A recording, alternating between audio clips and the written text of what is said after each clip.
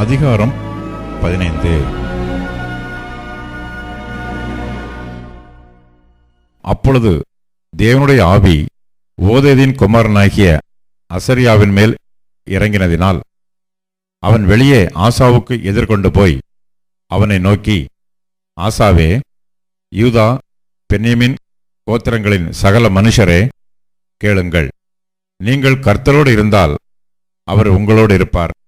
நீங்கள் அவரை தேடினால் உங்களுக்கு வெளிப்படுவார். அவரை விட்டீர்களேயாகில் அவர் உங்களை விட்டுவிடுவார்.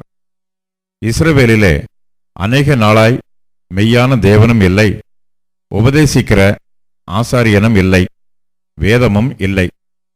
தங்கள் நெருக்கத்திலே இஸ்ரவேலின் தேவனாகிய கர்த்தரிடத்துக்கு திரும்பி அவரை தேடினபோது அவர் அவர்களுக்கு வெளிப்பட்டார். அக்காலங்களிலே வெளியே போகிறவர்களுக்கும் உள்ளே வருகிறவர்களுக்கும் சமாதானம் இல்லை. தேசங்களின் குடிகள் எல்லாருக்குள்ளும் மகா அமளி உண்டாயிருந்து ஜாதியை ஜாதியும் பட்டணத்தை பட்டணமும் நொறுக்கினது. தேவன் அவர்களை சகலவித இடுக்கத்தினாலும் கலங்க பண்ணினார். நீங்களோ உங்கள் கைகளை நெகிழ விடாமல் திடன் கொள்ளுங்கள், உங்கள் கிரியைகளுக்கு பலன் உண்டு என்றான்.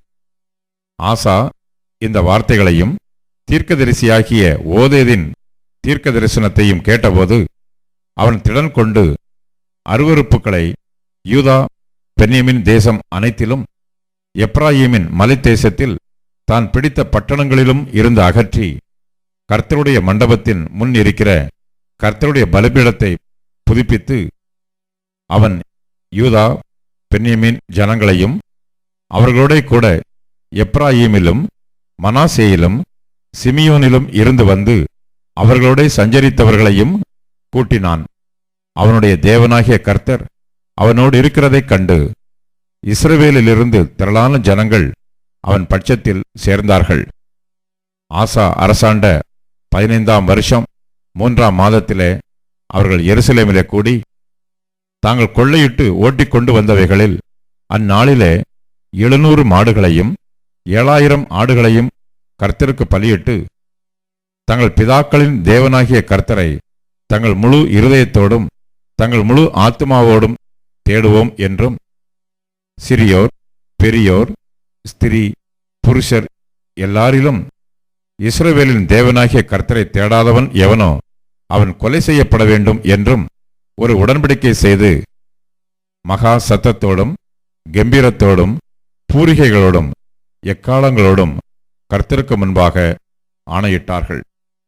இந்த ஆணைக்காக யூதா ஜனங்கள் யாவரும் சந்தோஷப்பட்டார்கள்.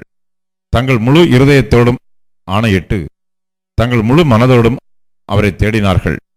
கர்த்தர் அவர்களுக்கு வெளிப்பட்டு சுற்றுப்புறத்தாரால் யுத்தமில்லாதபடிக்கு அவர்களை இளைப்பார பண்ணினார். தோப்பிலே அருவருப்பான விக்கிரகத்தை உண்டு பண்ணின ராஜாவாகிய ஆசாவின் தாயான மாகாளையும் ராஜாத்தியாய் இராதபடிக்கு ஆசா விலக்கி போட்டு அவளுடைய விக்கிரகத்தையும் நிர்மூலமாக்கி தகர்த்து கீதரோன் ஆற்றண்டையில் சுட்டெரித்து போட்டான். மேடைகளோ இஸ்ரவேலிலிருந்து தகர்க்கப்படவில்லை. ஆனாலும் ஆசாவின் இருதயம் அவன் நாட்களிலெல்லாம் உத்தமமாயிருந்தது. தன் தகப்பனும் தானும் பரிசுத்தம் பண்ணும்படி நேர்ந்து கொண்ட வெள்ளியையும் பொன்னையும் பனிமுட்டுகளையும் அவன் தேவனுடைய ஆலயத்திலே கொண்டு வந்தான். ஆசா அரசாண்ட 35ஆம் வருஷம் மட்டும் யுத்தம் இல்லாதிருந்தது.